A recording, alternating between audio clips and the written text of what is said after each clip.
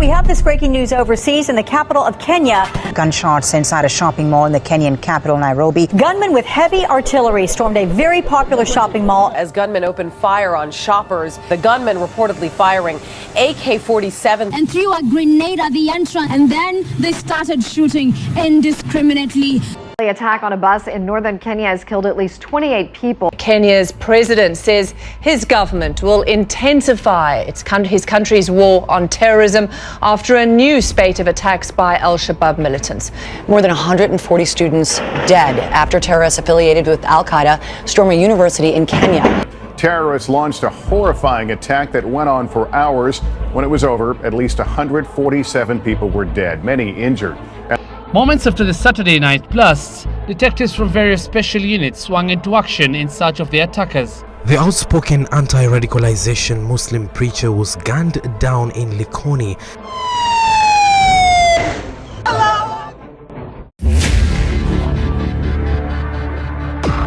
We know that the East Africa region has really suffered the great brunt of extremism and extreme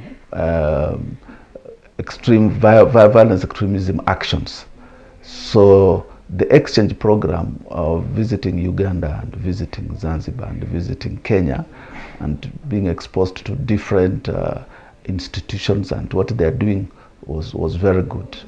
Ile experience ambayo kwamba nilikuwa nayo, nimepata mafunzo kuhusu kuzungumzia mambo ya kuizuia mambo ya violence extremism, na nimejifunza mengi katika zile nchi ambazo tumezitembea.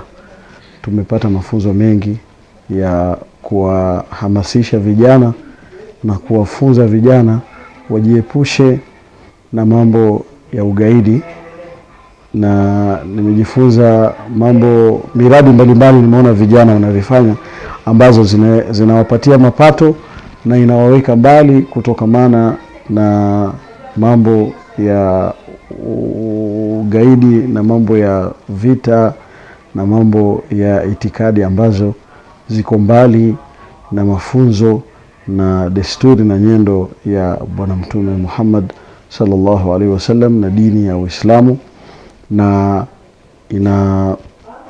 inaashiria na inahamasisha vijana kuhusu watu kuishi kwa amani, watu mbalimbali, mataifa mbalimbali, rangi mbali, lugha mbali, dini mbali, lakini kuna kitu ambacho kwamba kinawakusanya ile ubinadamu na maendeleo mbalimbali. Nimejifunza kutoka Uganda, nimeona wanafanya vipi mambo, wanawafunza vijana vipi. Kuna sehemu tumetembea tuona vijana wanajifundisha mambo mbalimbali kama mambo ya kompyuta, mambo ya kutengeneza vitu vya vyuma na mambo ya kutengeneza nguo, na kujifundisha mafunzo mbalimbali ili wapate mapato ya kidunia, mapato yao ya kila siku, na inaondosha mbali na zile fikra ya kuvuruga amani ya nchi na amani ya ulimwengu kwa jumla. My experience in fighting extremism in Uganda, we got to watch clips of what had impacted Uganda as a whole. We got to learn ideologies and religious things of extremism. I got to meet youth who have been through it, extremism, and I got to see it on a different light from how we see it from Kenya.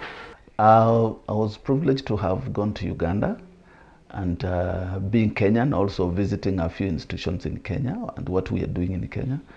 And then we also proceeded to Zanzibar, where we visited other institutions and learned from the experience also.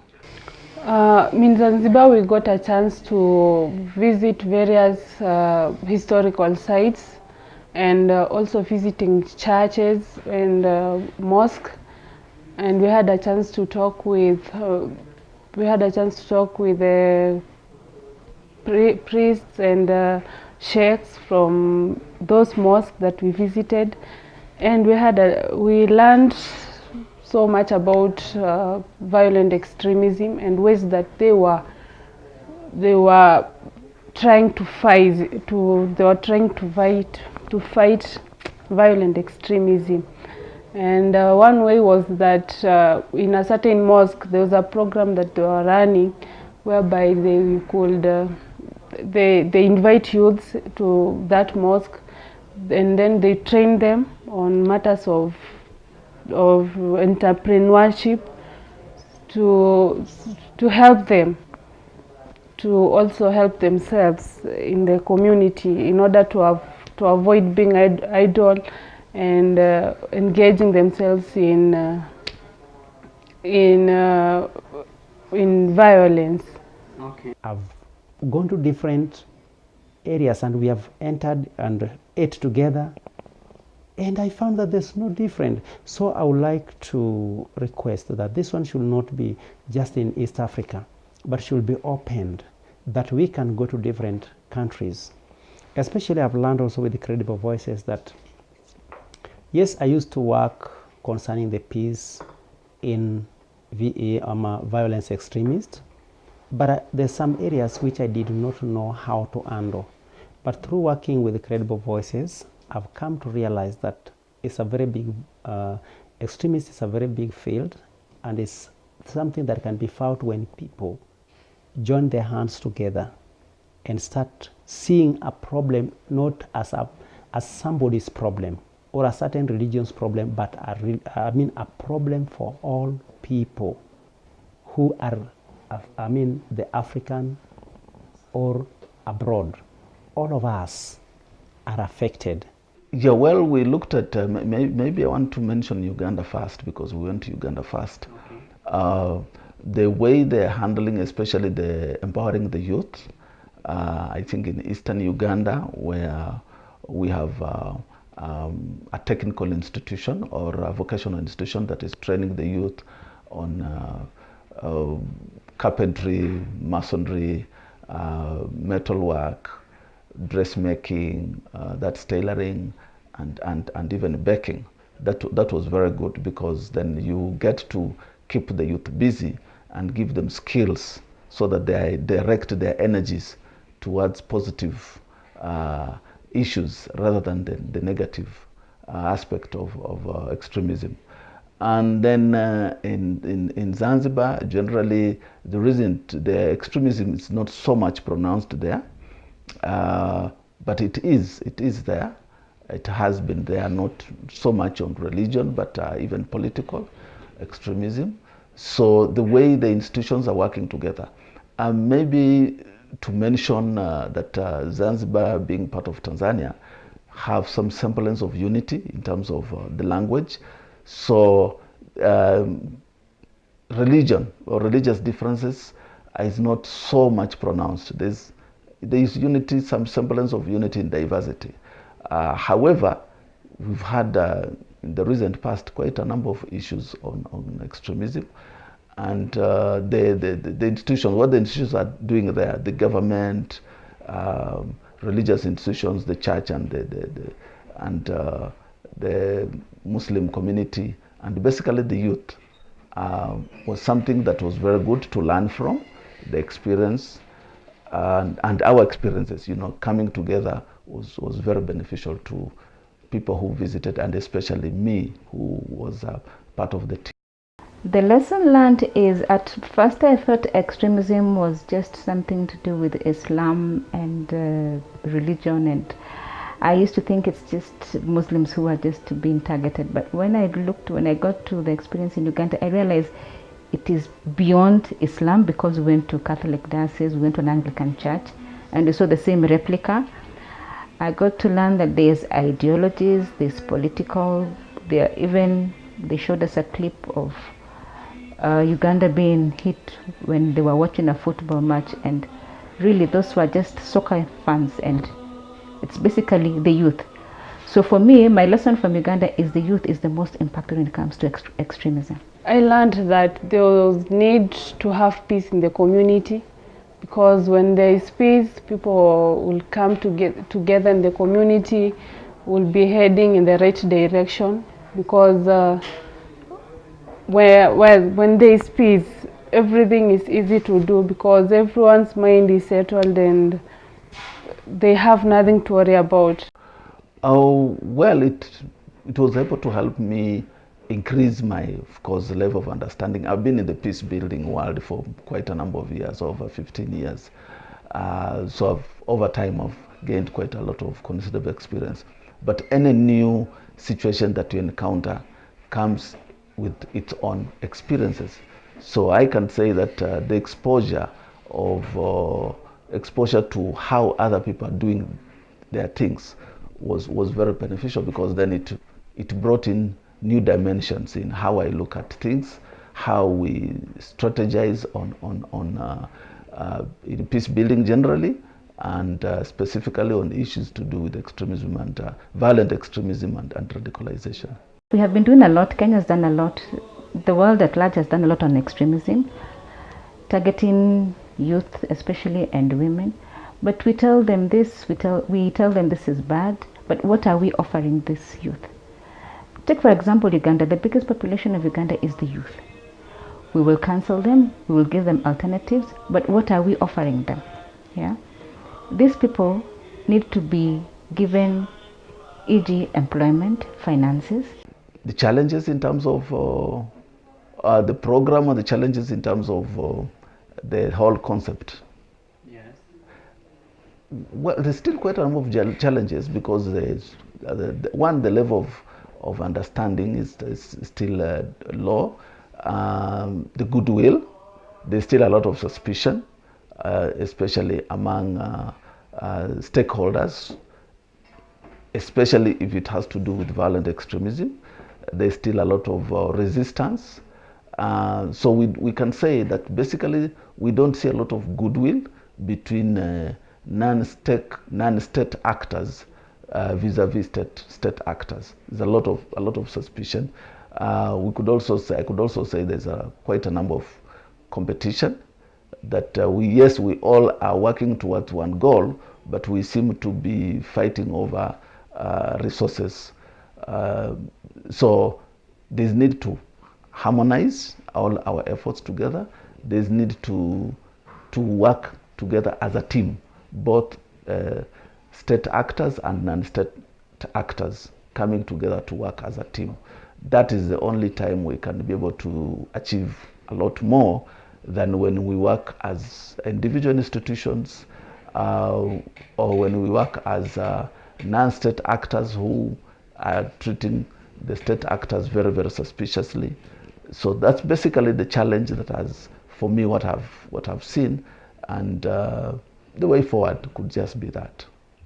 I experience that teamwork works good, because there's something which is in the other person which is not in me, but when he shares with me and also I share with him, then there's something that we are going to get in common that is going to make us also move together.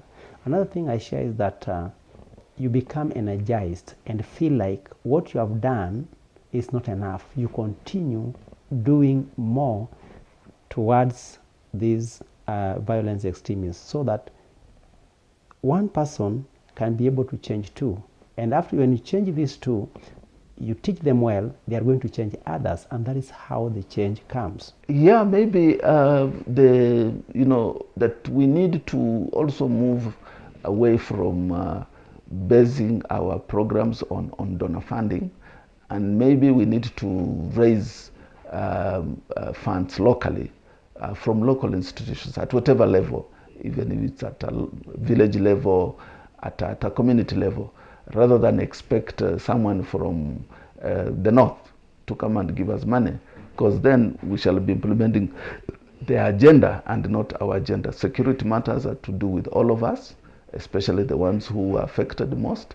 So maybe that's what I could urge, is that we have more locally available and raised resources to combat this vice, rather than just depending on people from the outside to give us the funds.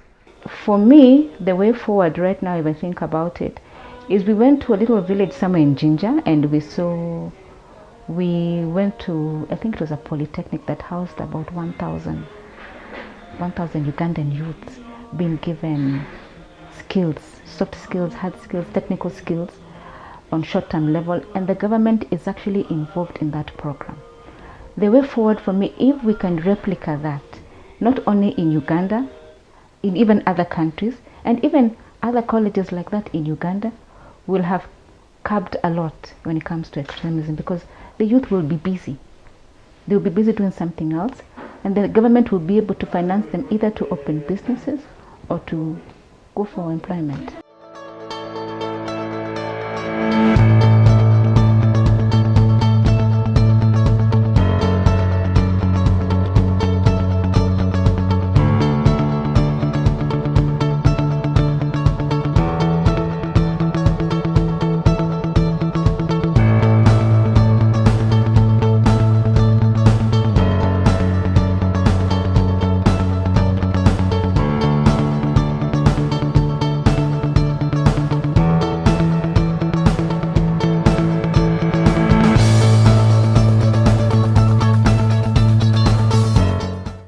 My name is Athmani Korongo. I work with an NGO called Friends of Zanzibar. We work for peace advocacy and peace activities.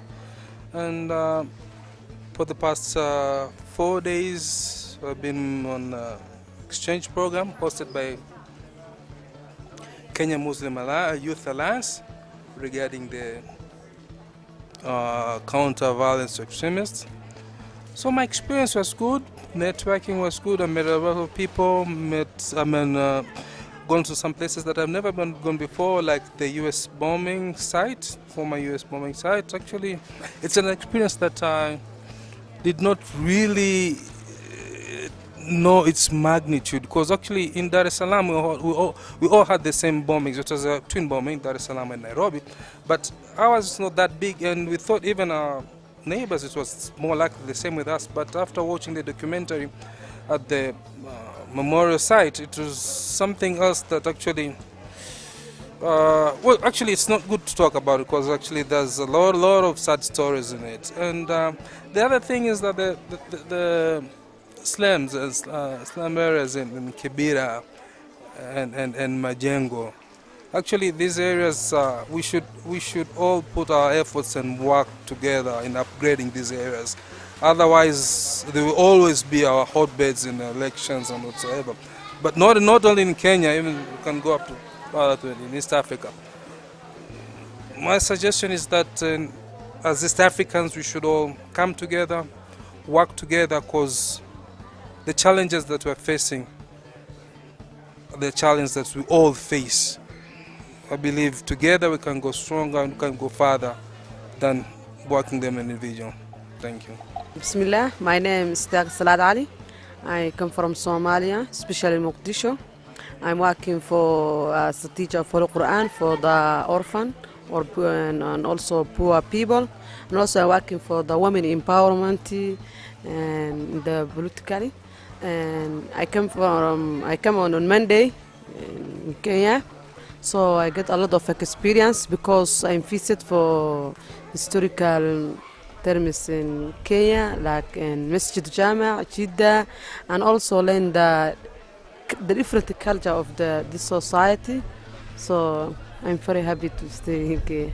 Okay, my name is Janat Nachimera. I come from Uganda, and in Uganda I work with Corporate Muslims. It's an association for Muslim youth. We do a lot of dawah activities as well as charity work. And my experience has been, it's been a good time being in Kenya for the past 4 days. I've loved it. It's been amazing. I've networked with different people. I've actually interacted a lot. And I would love to come back for other interfaith activities.